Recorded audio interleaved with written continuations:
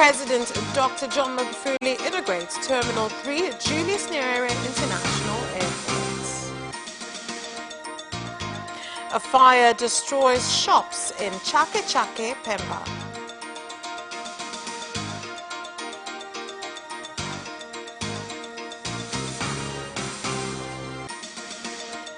And in sports, Tanzania Professional Boxing Regulatory Authority TPBRC revokes promoter Kaike Siraju's license.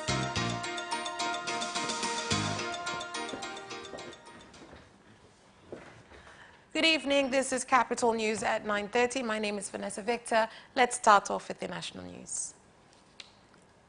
President Dr. John Pombe Magufuli has inaugurated the Terminal 3 building at Julius Nyerere International Airport by calling on Tanzanians to recognize that they can bring their own development, as Tanzania is not a poor country. The inauguration ceremony was attended by various leaders, including Prime Minister Kassim Majaliwa, Speaker of the National Assembly Job Ndugai, and members of the diplomatic mission in the country. Miradi hii yote inayotekelezwa ni sifa ya Watanzania wote. All projects being implemented is the pride of all Tanzanians.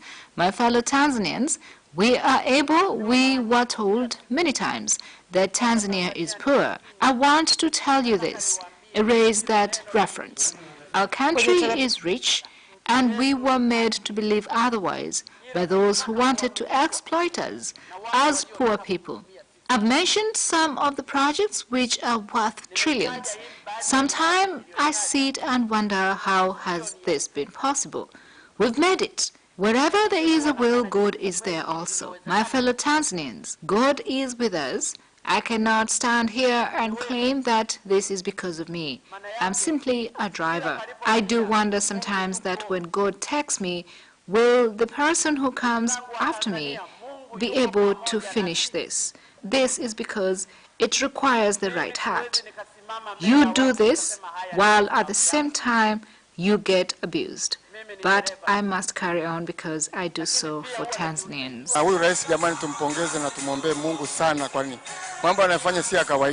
We must commend this president and pray for him, for what he is doing is not common, not just in Tanzania but across Africa.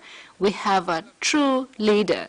We must add him more time so he can serve us longer, say for 20 years. Remember, we prayed to God to give us a leader like him.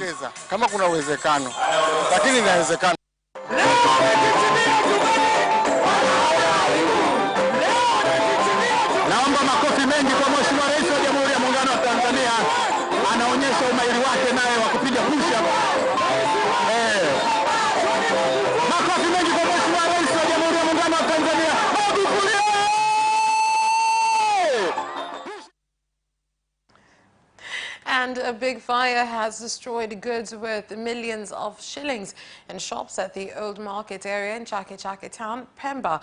According to witnesses, 6 shops were destroyed by the fire. The police commander of South Pemba, Hassan Nasri Ali, said an evaluation of damaged cars is being undertaken. All 14 shops have been affected, 3 are badly burnt. Some shops were destroyed by water used to put out the fire. Only a few items survived the fire. There were some items that were outside and others along the corridor. We cannot tell the real cost of the damage until everyone settles down and takes stock.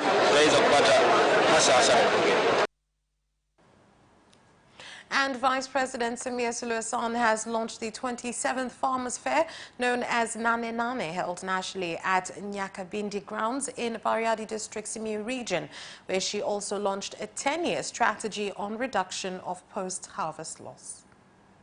I would like to say that it is very good that the Nane Nane Farmers Festival is marked every year in order to acknowledge the efforts of the main agricultural sector stakeholders. These stakeholders include farmers, livestock farmers, fishermen, and processing firms, which all engage in the processing of agricultural livestock and fishing products. I would like to thank all of the stakeholders that I have just mentioned for their enormous contributions to the development of the national economy. I am also happy to see that various state institutions and private sector companies also took part in this exhibition designed to mark the Naninani Farmers Festival this year.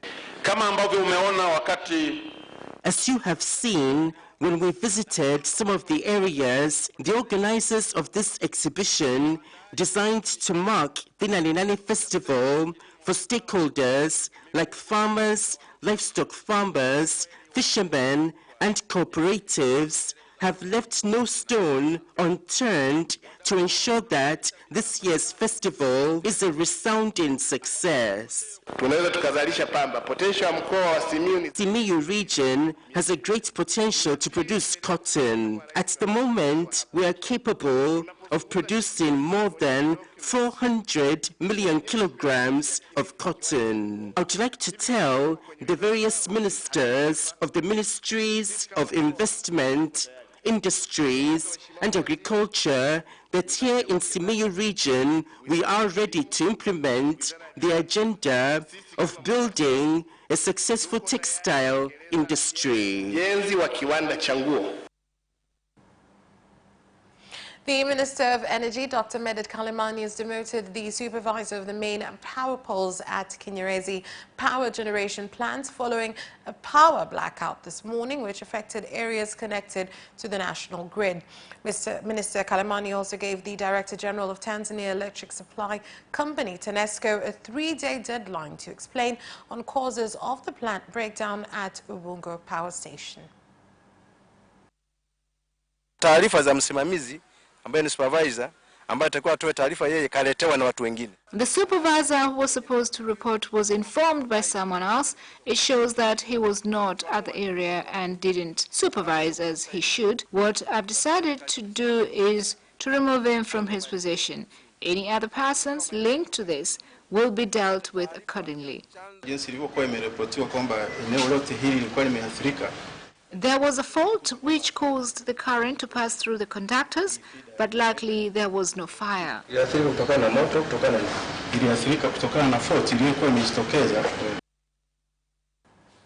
Leaders of the Civic United Front, CUF party, who include 5 members of parliament, have been arrested in Handeni district, Tanga region, following allegations of organizing illegal meetings.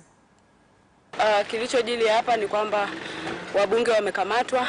Some members of parliament were arrested as well as other people who were with them. Reason given was they had held a meeting without a permit. This is not true because we've been carrying out meetings which is allowed by the Constitution.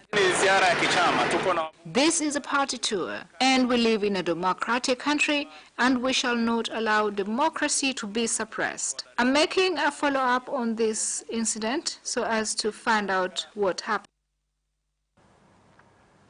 The government, through the Disaster Department under the Prime Minister's Office, in collaboration with the Ministry of Health, Community Development, Gender, the Elderly and Children, today implemented an Ebola outbreak preparedness exercise in Kagera region. The exercise was conducted at Kagera Referral Hospital in collaboration with the World Health Organization, World Food Programme and the United States Agency for International Development, USAID. That's why we are in Kagera today, because it is one of the regions at high risk. Anyone can come from Congo through Uganda to Kagera. The exercise has gone well. Health workers now know what to do in case they come across an Ebola-infected person. We have equipment for self-protection. The exercise was very beneficial. It has equipped us on how to deal with an infected person. The President and Chairman of the Zanzibar Revolutionary Council, Dr. Ali Mohammed Shein, has said that his government is determined to see Zanzibar using modern farming methods by putting in place good quality infrastructure. Dr. Shein made this statement when opening the 2nd Farmers' Fair in Zanzibar at Dole. Some of the agenda set includes agricultural revolution, irrigation, fishery, amongst others. Mpango wa sekta ya kilimo ya miaka 10. And residents of Zeze village in Kasulu District Council, Kigoma region, have expressed concern on increasing incidents of forest fires, which have destroyed more than 20 acres of forest land in the village. They've urged the government to increase efforts on public education, as well as have sterner penalties for those found to be the cause of forest fires. People don't have enough knowledge on environment conservation, although there are some who do so intentionally. They go and set up fires in hiding to get on the nerves of those conserving the environment. We've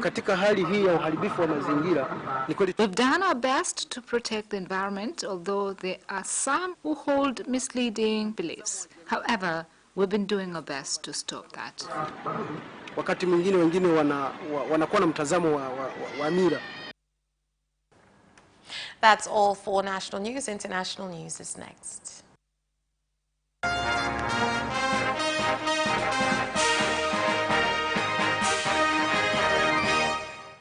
And in international news, the government of Uganda has prohibited citizens from the Democratic Republic of Congo from entering Rwanda and Rwandans from going to the DRC. The measure is being taken to prevent Ebola from entering Rwanda after 3 cases of Ebola were reported in Goma. Nabyutse mu gitondo ngiye kwambuka nuko ngeze hano baratubwira ngo ntago turi bwambuke ngo hari kibazo. We woke up early, intended to go to DRC. But when we arrived here, we found out that we were not allowed to pass through.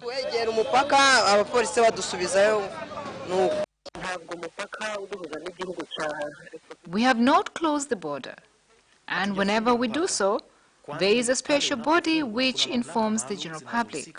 What we are doing is advising our citizens not to go to DRC. Kenyans have taken to the streets to put pressure on the government to declare cancer a national disaster. The protest, spearheaded by the civil society, believes more efforts would be put in research and treating the disease, among other initiatives, if the country saw it as a national disaster. This comes after 2 prominent Kenyan politicians died of cancer, and the managing director to the leading telecommunications company, Safaricom, died after publicly fighting the disease. Let us all access cancer treatment and early screening. We don't have to travel all the way from the villages to Kenyatta Hospital to receive screening or cancer treatment. And it is so expensive. People are selling lands to get money to treat their loved ones, and we cannot go on doing that. It is about time that the national government stop joking with Kenyans' health. It is our life, and we matter in this country. We don't have to wait that our leaders die from cancer. That is when we start running all over. People are dying. I've lost several people. I've lost friends, and I'm still losing. And I see my friends here. My friend here is a cancer patient. Have they come to the ground and found out which people are suffering? We need answers, and we need to declare cancer a national disaster. And leaders of political parties in Burundi have been called on to conduct their activities in unity despite their ideological differences. The call was made by the first vice president of Burundi after some offices of opposition CNL party were demolished and others set on fire.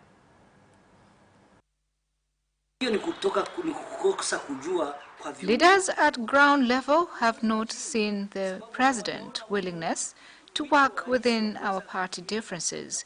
They are leaders who would want to stop others from serving for fear of being overthrown. We ask the police and the judiciary system to investigate so as to find out who are the perpetrators so they can be arrested. And that is all for international news. Do stay with us. We'll be back with business news after this break. Watch Business Edition as we talk to business leaders and experts in sectors that are transforming Tanzania's economy. To be rich, I have to be a business person. It's not an easy road at all. People need to understand. You must quickly think, how cost effective are you going to be? Business acts as a way in which it can bridge that gap. Business Edition will keep you informed on latest developments in the financial sector, extractive industry, tourism, agriculture, energy, construction, and so much more. Meet entrepreneurs who create employment opportunities. Watch Business Edition on Friday at 8:15 p.m.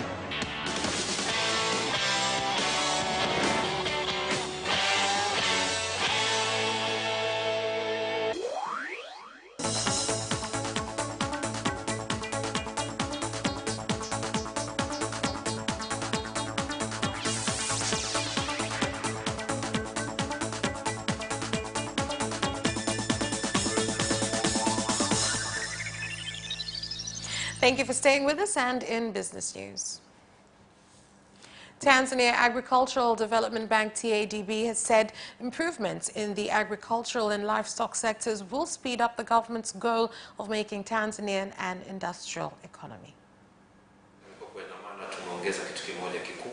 We intend for our farmers to have better farm implements for their projects so that it will be valuable and profitable.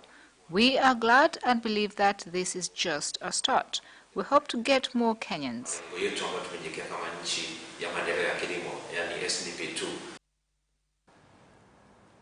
Tanzania Revenue Authority has called on entrepreneurs to keep proper records on their businesses in order to avoid problems when having their taxes assessed.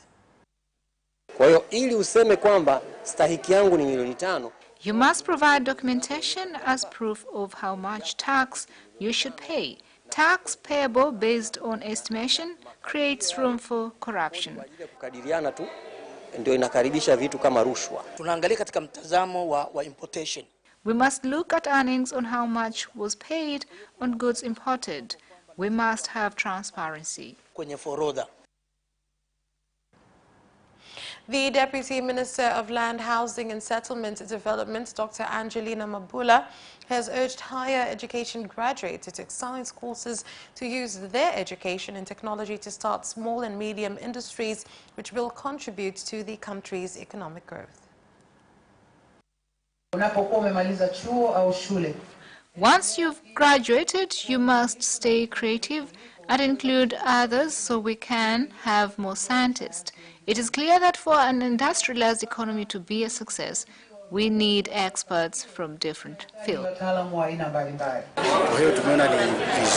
We've included secondary school students so as to make science and mathematics attractive, so as students can join engineering courses. And that is all for business news. Sports is next.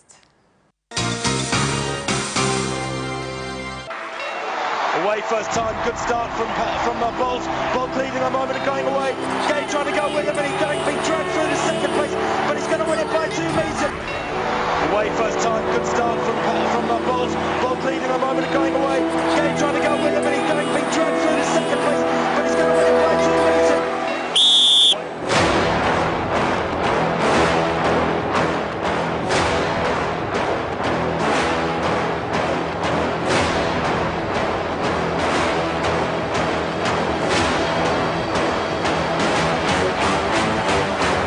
Opposition, Joaquinho, he did lose and left.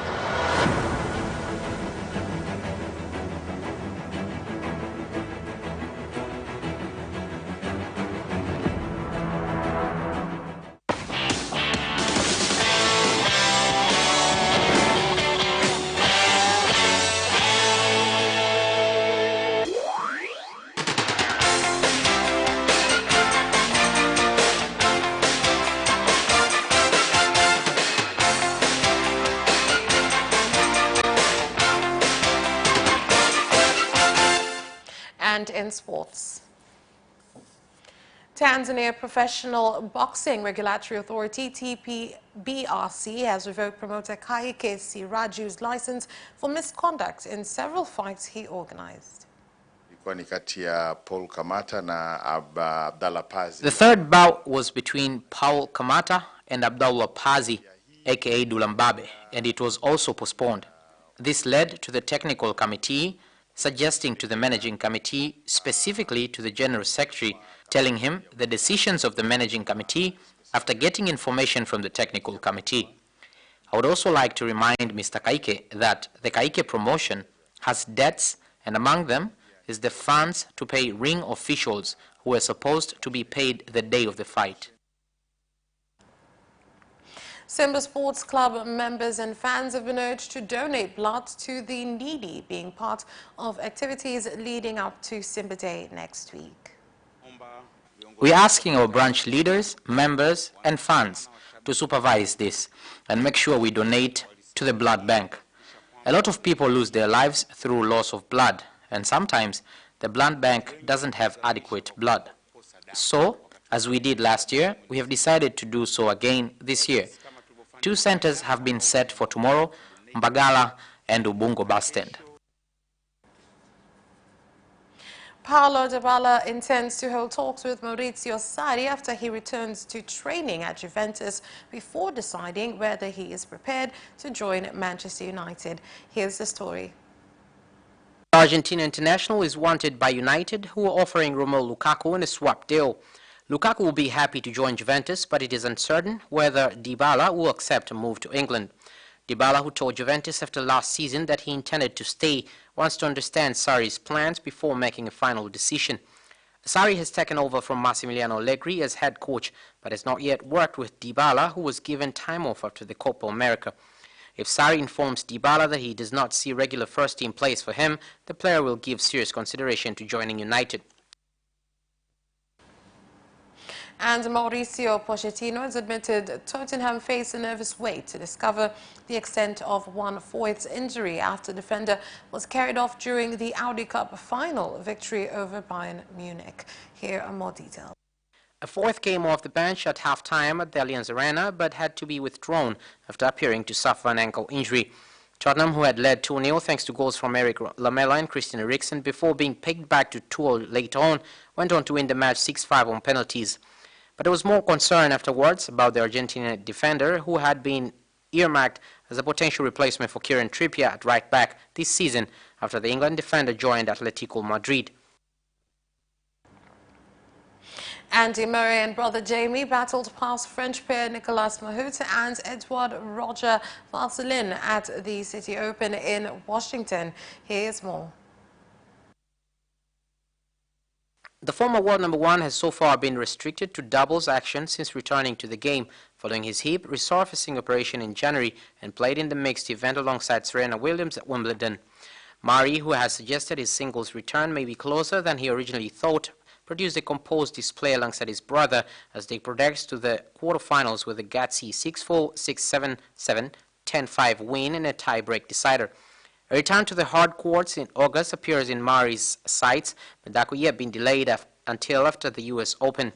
A 32-year-old's last Grand Slam appearance was at the Australian Open in Melbourne, where he lost to Roberto Bautista Agat in the first round. And that sports item ends our news bulletin. On behalf of everyone who worked to prepare this bulletin for you, my name is Vanessa Victor. Thank you for watching and have a good night.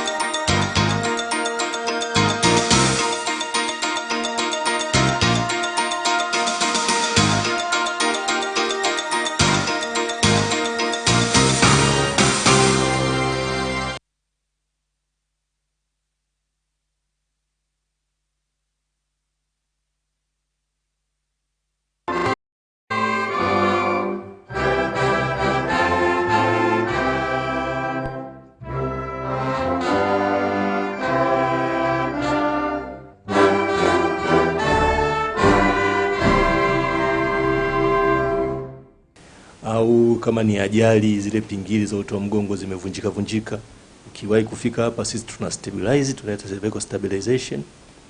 Mtu baada ya wiki 2 wiki 3 mtu anaenda anawaya anatembea vizuri tu. Au watoto wengine wanazaliwa na vibiongo, nafikiri ushawaona. Wakija mapema hapa sisi kwetu tunanyoosha, tunaita scoliosis, pia mtu anakuwa mzuri, tunatembea vizuri. Alafu kuna watoto wanazaliwa na miguu kifundo, nafikiri ushaiona. Ndio tunahimiza kwa wazazi kama wana watoto aina hiyo wawalete, sisi tunatibu. Kwa hiyo hata na wananchi wote wa nchi za SADC kama wana watoto wao wasihangaike kuwapeleka sijui India sijui Europe, wawalete hapa tunatibu. Na nyingine nyingi tu za mifupa ya watoto, na nyingine nyingi za watu wazima, na nyingine nyingi za ubongo, zote tunafanya.